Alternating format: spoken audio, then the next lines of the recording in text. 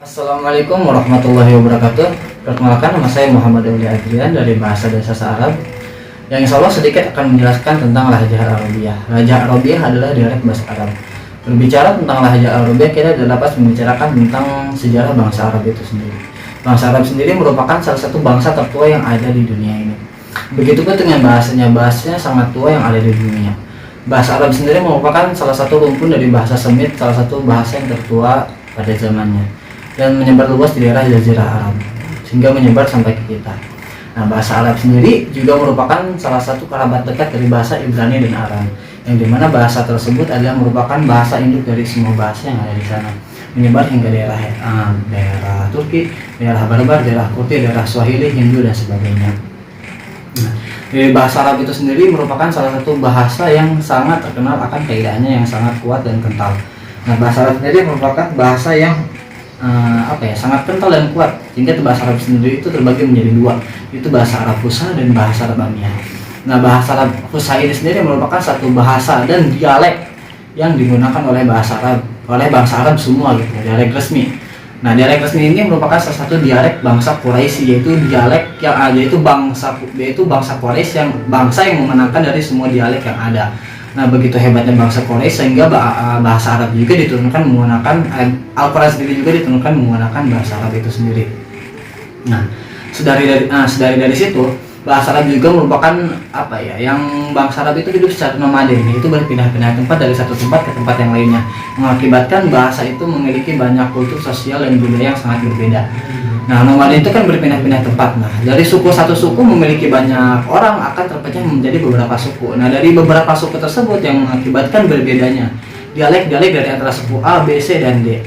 Nah, sehingga menimbulkan beberapa perbedaan dalam cara pengucapan, harokat, sukun, kaidah, dan sebagainya.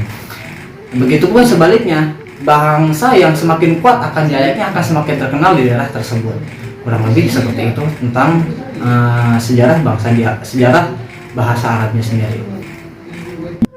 Demikian dengan dialek Quraisy. Dialek Quraisy itu mempunyai andil besar dalam perubahan Arab Fusha. Karena mungkin andil besar yang sangat banyak, bahkan di dalam penggunaan Arab Fusha sendiri paling banyak menggunakan dialek Quraisy. Karena dialek Quraisy merupakan salah satu dialek yang paling masyhur dan paling terkenal pada zamannya. Sehingga pada semua kalangan bangsa Arab ini menggunakan dialek Quraisy atau bahasa Arab Fusha. Nah, selanjutnya mengalir dengan faktor psikososial. Nah, faktor psikososial ini menentukan perbedaan dialek dan perbedaan cara pengucapan, perbedaan secara kaidah dan sosial budaya juga sangat mempengaruhi dalam dialek-dialek tersebut. Begitupun dengan wilayahnya akan mempengaruhi dengan karakteristik bahasa yang sehari-hari digunakan. Nah, bentuk-bentuk yang memperhatikan dalam dialek tersebut itu salah satunya menggunakan dari faktor harokah dan perubahan akhir kalimat, faktor tanwin, faktor al-ikhtilas, faktor ta'rif huruf, faktor perbedaan dalam perbedaan dengan hada dan istibat, perbedaan dengan qit'ah, imalah, dan tafkhim, bahkan perbedaan dengan tadunnya itu sendiri.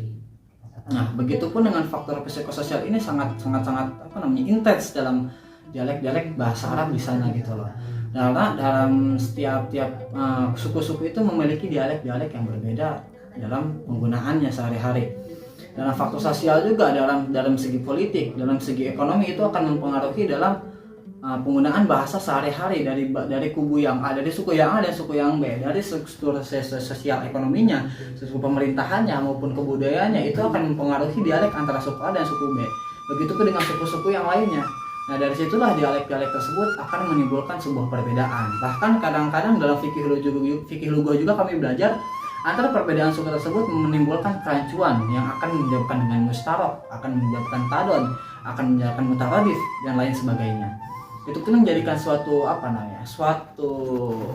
perubahan besar dalam dunia Arab tersebut itu sendiri.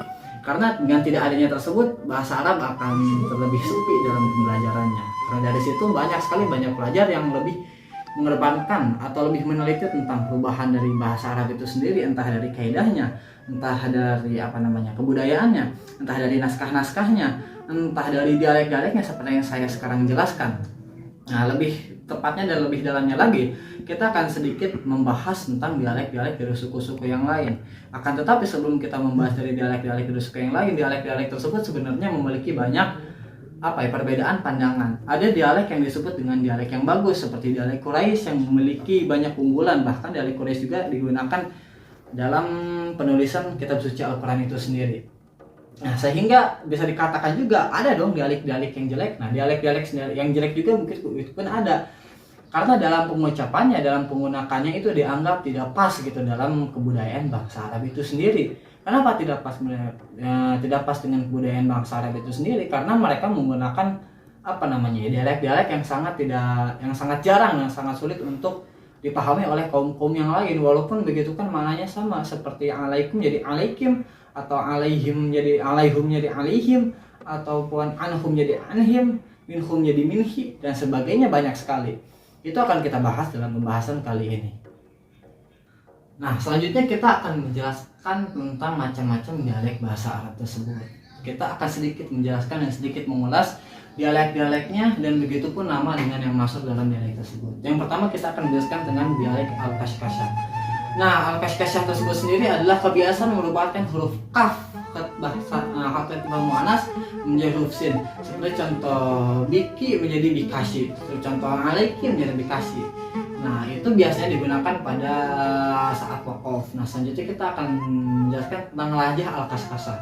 Nah, lajah Al-Kashkashah ini adalah perubahan huruf kaf khitab muzakkar menjadi sin, sama seperti tadi.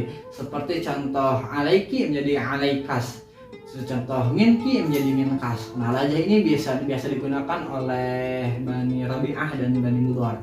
Selanjutnya kita akan menjelaskan tentang lajah al-an'anah. Nah, lajah al-an'anah ini kebiasaan merubah huruf hamzah pada awal kalimat dirubah menjadi ain. Seperti pada contoh aslama menjadi awalnya ain menjadi aslama. Terus contoh lain jadi akala, maka menjadi akala, dirubah menjadi ain.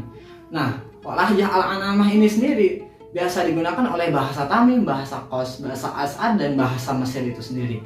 Nah, selanjutnya ada lahjah al-Waqam. Nah, lahjah al-Waqam itu sendiri adalah lahjah yang merubah huruf kaf, harokat kaf menjadi kasroh.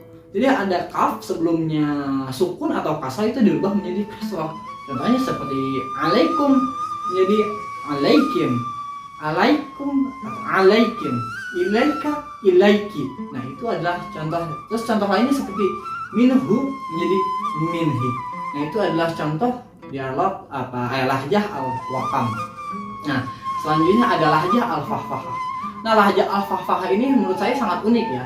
Karena lahjah al-Fahfahah itu merubah huruf ha pada kata ha kecil ya menjadi ain, seperti pada contoh tahu yang artinya menggerakkan menjadi tahu. Nah, itu menjadi sama juga artinya menggerakkan. Nah, dialog ini biasa digunakan oleh suku Bani Isim. Nah, kurang lebih itu saja dialek-dialek yang bisa saya sampaikan. Kurang lebihnya mohon maaf. Wabillahi taufiq wal hidayah. Wassalamualaikum warahmatullahi wabarakatuh.